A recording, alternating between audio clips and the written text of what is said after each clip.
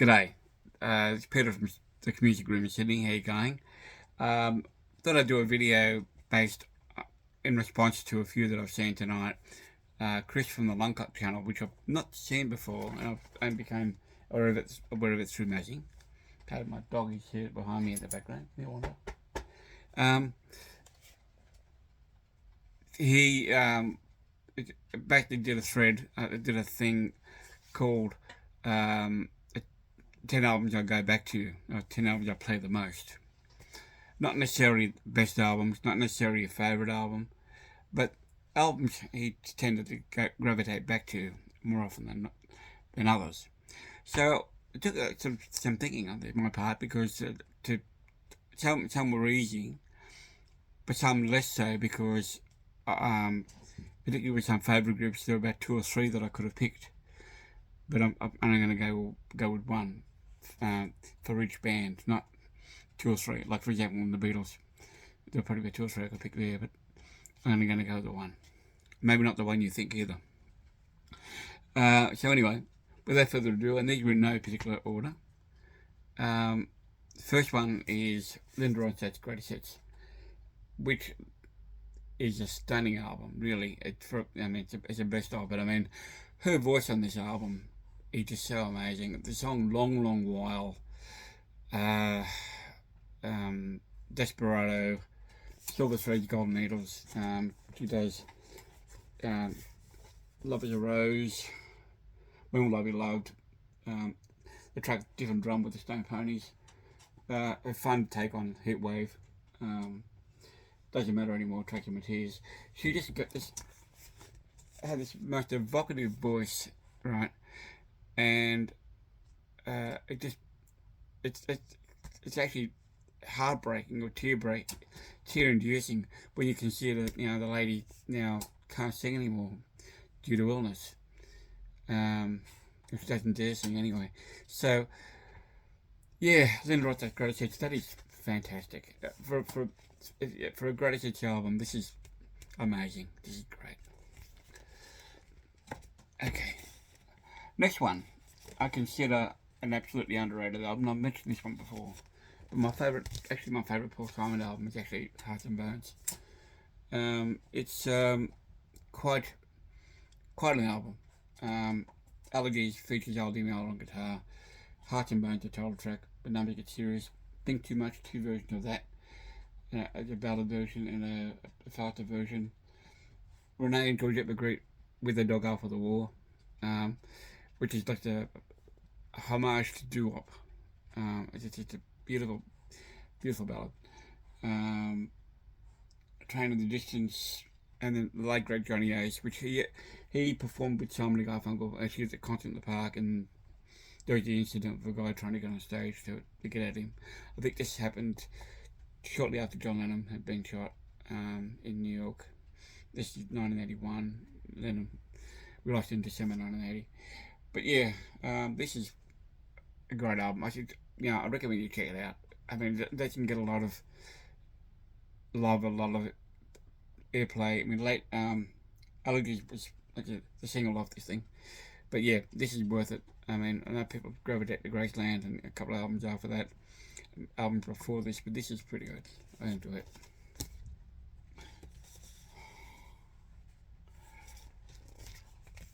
Rainbow Rising, absolute cracker of an album. Richie Blackmore with Rainbow, the second album, and the first with the classic lineup. He actually sacked nearly everybody except for Ronnie James Dio. The story of Richie Blackmore and Rainbow was that he formed a group out of the group Elf, who had supported Deep Purple, except for the guitarist, because they didn't need one. Ronnie Dio being the lead vocalist of this group. With this album, three of the other guys got fired. Ronnie stayed on. Cozy Pal on drums, Jimmy Bain, and Tony Carey on here as well. Fantastic album, 6 tracks. The 2 long tracks inside, 2 Stargazer and A Light in the Dark are just phenomenal. Right? I mean, it opens with Terror Woman. I mean, I mean, the whole album, you just from go to woe, just fantastic. Love it.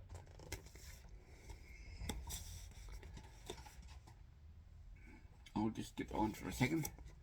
Go to that one. From Elvis in Memphis. I came to this album late, but I remember reading about it. Reading about a CD called the Memphis album, which was a compilation of the sessions from this album. I had never actually heard of the album before that. This is Elvis with some great material, some great players, and just a stunning album. I mean, if you want to know that Elvis can sing, we knew he had a voice, but this was just another level altogether. I mean, wearing that long blonde look, only the strong survive. I'll hold you in my heart till I can hold you in my arms. Long Black Limousine. This is blue-eyed soul type of stuff, right? This is pretty quite soulful rhythm and blues stuff. Power of My Love, Gentle on My Mind, In the Ghetto's on here. The single from the era of this album, plus Suspicious Mind, which is not on the album, but is actually on a bonus track on other reissues of this album. But yeah, this is fantastic. They say if you're going to get one Elvis album, this is probably the one to get. This or his 50 stuff. But this one, yeah, I hardly recommend it.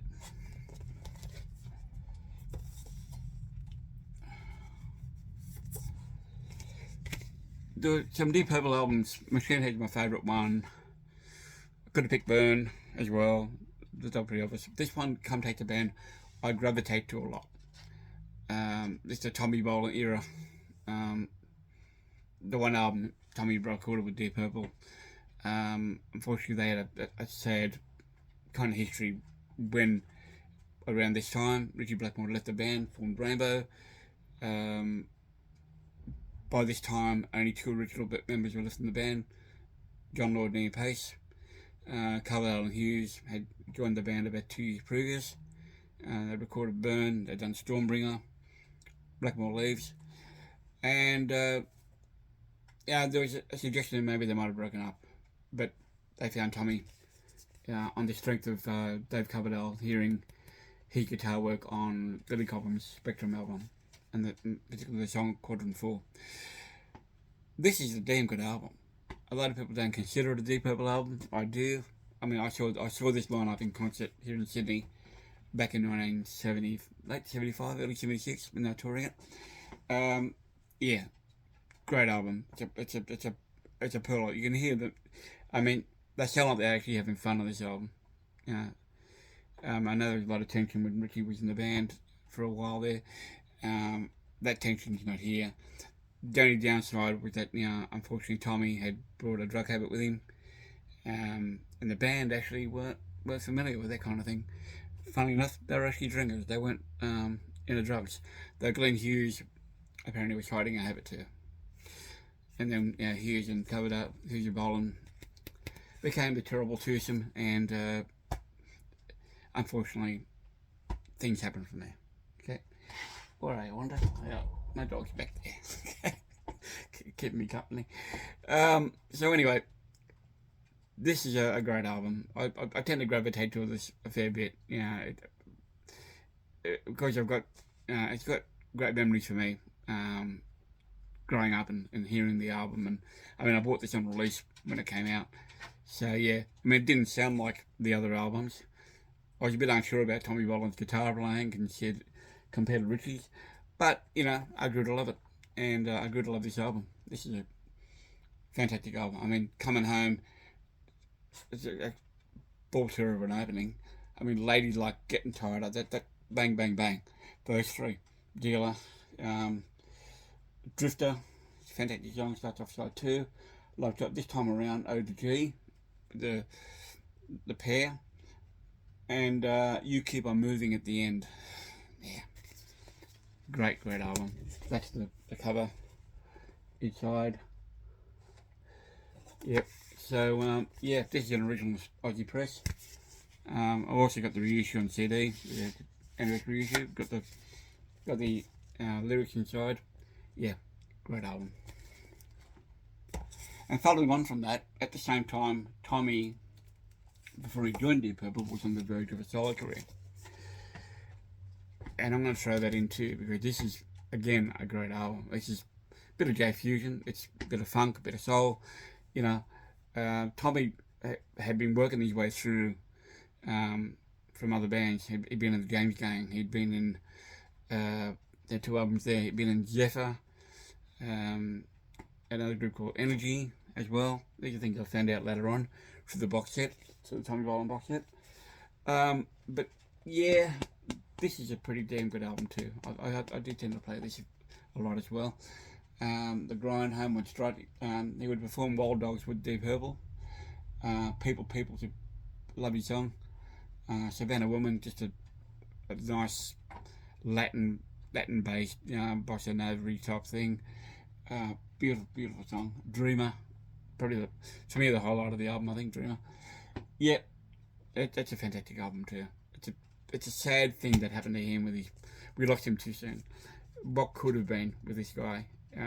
He had another solo album after this called Private Eyes, and then we've had reissues of things and from the vault stuff. The potential was would have been unlimited, except he was limited by his own excesses, unfortunately. There you go.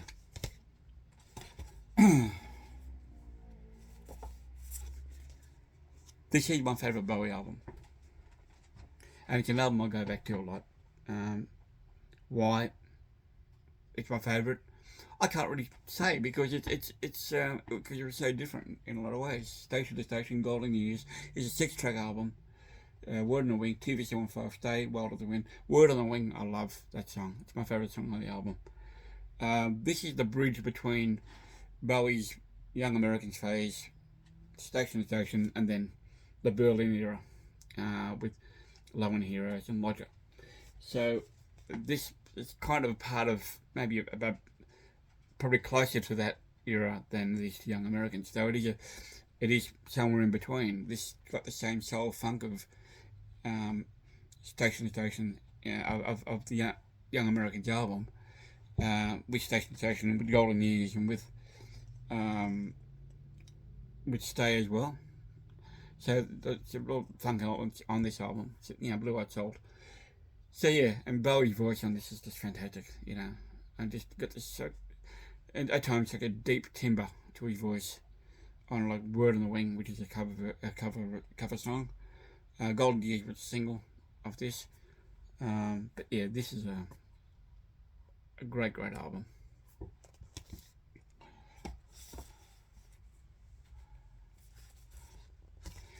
Billy Joel, The Stranger. An almost perfect album, actually. And I love this album. I've seen Billy Joel in concert twice. He's such a self-deprecating, laid-back, down-to-earth guy. He could almost be Australian. With the way he is on stage, talking to people, and that's how he is. This is a great album. Moving Out, Stranger, Italian Restaurant, Sen's Italian Restaurant, which I've said before, he was inspired by Abbey Roadside too, because that is a suite of songs, about 2 or 3 different songs tied into that, Brenda and Eddie and the whole thing. That's that Out of the Good Die Young, which I think I could probably hear less now, because that seems to get played a lot on the radio. Same to the one Billy Joel song I keep hearing. Vienna's beautiful. She's Always a Woman. Just the Way You Are nearly didn't make the album, but he had to be convinced to put it on there. I believe Bette Midler and Linda Ronstadt actually talked him into it from what I remember him talking about. This is a great album. This is my 77 press, my original. And sorry, see what my dog's doing back there. But yeah, this is my original press, Australian press. Got Guinness sleeve and everything, with the lyrics, like so. Yep, I don't think Billy ever topped this album. And a lot of artists have that one album they can't top, and I think for Billy, this is it. So we've gone 1, 2, 3, 4, 5, 6, 7. There's going to be a couple of special mentions on here. So I've gone 1, 2, 3, 4, 5, 6, 7, 8. I'm getting to the last 2 or 3. There's going to be a couple of special mentions on here. Go through a Beatles album, and then I'm going to mention this one because for whatever reason I keep gravitating back to Rubber Soul, and it's not my favourite album though. And in my Beatles ranking, I actually ranked it number 3, though I could have made it number 2. I could have switched Revolver and Rubber Soul around. Spoiler alert. If you haven't seen that video. But I tend to gravitate this album a lot. Abbey Road is my favourite album. And I know that album back to front. This album here, I mean, this is the bridge between Beatlemania to the psychedelia. And this is that period in the middle. The studio years where, well, they're still touring, but they're becoming so creative. Drummer Carr, Norwegian Wood, George playing guitar for the first time. You Won't See Me, Nowhere Man. I've said before about that track. A short track, George Harrison's guitar solo, short and sweet and to the point. Just biting. And the harmonies on that, the la-la-las on that thing, you know, it's just a fantastic song. It was actually a single here in Australia. It was a single here in America, but it had a different B-side to the American one. We had Norwegian Wood as the B-side. But yeah, I probably noticed it more on this album than I actually did notice it as a single. What Goes On in My Life, those that know my channel, know me, will know that In My Life is my favourite song of all time. Let alone a Beatles song, my favourite song of all time. So yeah, Wait, If I Needed Someone. Life of Your Life probably a bit problematic, probably would be today. But I mean, overall, If I Needed Someone is a nice bird-like song. George Harrison admitted to being inspired by that. Sorry, my dog is for some reason exploring the inside of my shelves. Anyway, but yeah, I love this album. I love it. Okay, so I think we're on to 10, and I'm going to make a choice. So I'm going to go to the George Harrison self-titled album. Discovered this when I was touring around Scandinavia. I bought a tape, a double-sided tape, a two for tape of this with 33 1/3. I hadn't heard this album before, but I loved it as soon as I heard it. I mean, I had got off George Harrison just due to the it became a little bit too preachy at the time, you know, too spiritual for my liking at the time, and I tended to stay away from him. But this and 33 1/3 kind of changed that for me. This particularly this one, Like Home to Everyone, Not Guilty, which I was not aware of at the time, was a Beatle rejection from the White Album, a reject song from the White Album. But Here Comes the Moon, which is, I've said before, is apparently a kind of a sequel to Here Comes the Sun. I think actually if you listen to the guitar parts on that, they are very similar, slowed down version of Here Comes the Sun. Soft Heart of Hannah, Blow Away is my favourite George Harrison song. Beautiful, beautiful track. Factor, Dark Spit Lady, his homage to his lovely Olivia. Your Love Is Forever, Soft Touch, If You Believe. This is a wonderful album, and I rank this higher than All Things Must Pass. All Things Must Pass is a classic, but this is my favourite George Harrison album. And I've tried not to make this all about my favourites here, but in some cases I couldn't avoid it. Okay, and I'm going to mention 2 more that are honourable mentions. I think I've gone 10. Let me just count them again. 1, 2, 3, 4, 5, 6, 7, 8, 9, 10. I've gone 10. 2 honourable mentions. I'm going to go +2. One of them is Ran by Paul McCartney. and Paul and Linda McCartney technically. An album that I kind of grew up with. My brother had the album. My brother Frank had the album, so I became very familiar with it. And at the time, I didn't know it was being panned or whatever. I thought it was a damn good album. And as I got my own copy of it down the track, yeah, Too Many People, Three Legs, Ram On, Heart of the Country, Monkberry Moonlight. It's a crazy album in parts. There's some lunacy on here from Paul, but it is a solid album all the same. And it was much underrated for a while, but it's in recent years been given its proper due. So yeah, Ram. I've got no hesitation playing that album. I love playing it. And one other album I'm going to go mentioned is it by an Australian, probably the sole Australian act in here, but a guy named Mark Gillespie's Only Human. It's another album I gravitate to. My best mate Andre actually put me onto this. This was a singer-songwriter. Unfortunately, he passed away a few years back. I found out a little while ago. But this is a fantastic album. It's rock. It's singer-songwriter. The title track Only Human, Shake It. There's a fair bit of rock in here. Mercury's a beautiful song.